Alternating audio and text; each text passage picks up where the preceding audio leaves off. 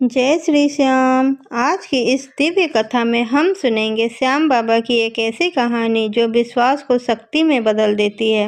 एक गांव में हरि राम नाम का एक बूढ़ा किसान रहता था। उसके पास थोड़ा सा खेत था जिससे बड़ी मुश्किल से घर चलता था। लेकिन एक बात पूरे गांव में मशहूर थी, हरि राम सबसे बड़ा श्याम का भक्त था। हर सुबह वह अपनी पुरानी साइकिल पर खाटू धाम के दर्शन करने जाता, चाहे धूप हो या ठंड। लेकिन एक साल गांव में भयंकर कीटों ने फसल को चौपट कर दी। हरि राम के पास खाने तक को पैसे नहीं थे।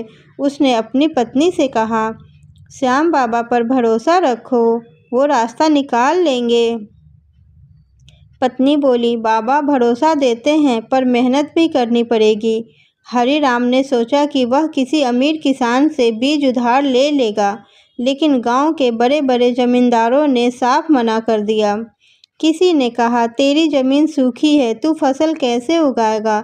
तो किसी ने ताना मारा, श्याम बाबा आएंगे बीज बोने।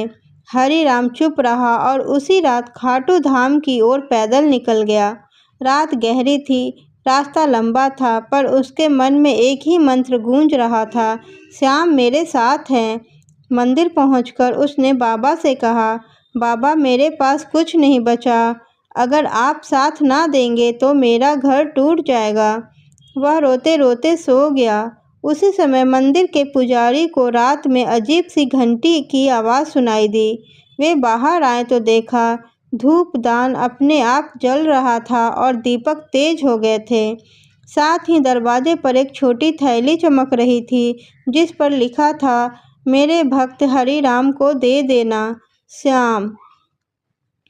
पुजारी ने थैली उठाई और उसने देखा उच्च गुणवत्ता वाले गेहूं के बीज पड़े थे और थोड़े से पैसे भी थे उसमें।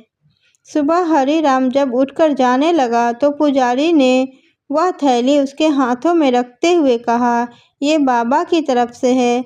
हरि राम के आंखों में आंसू आ गए। वह खुशी खुशी गांव पहुंचा और बीज बो दिए। गांव वाले हंसते रहे, तू बाबा के भरोसे खेती कर रहा है। लेकिन कुछ दिनों बाद जहां बाकी खेतों में कुछ भी ना था, हरि राम के खेत सोने जैसे गेहूं से भर गया। फसल इतनी बड़ी हुई कि हरि राम ने पूरे गांव को अनाज बांटा। गांव वाले दंग रह गए। सबने देखा उसके खेत में हल्की सी सुगंध आ रही थी, कहाँ से, बिल्कुल श्याम बाबा के प्रसाद जैसी।